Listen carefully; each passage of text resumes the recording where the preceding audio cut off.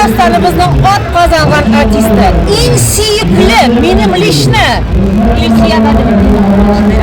men bilasan. Nega siz Sabon tun yaratasiz? Ben bu ciddi etmekende bütün halkını birleştirdim. Bu da fotoğrafına bu da türlü millet, hatta türlü din ülkeleri, din ülkeleri rahatlandırıp bu şekilde aslında Sizlarga tushunib olasiz. yaşımızdaki kadar gitti. Yaşın güzel biraz kuşlar. Bundan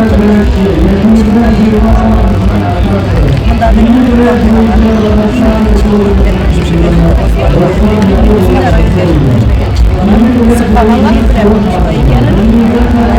işe gittiğimde Emre rayonundaki hallerini, yamalıklarını bilmem, o bütünde gayrendeki yamalıklarını da kapalı diye şunun için geldiğim müzette tüm adamlar görüşün,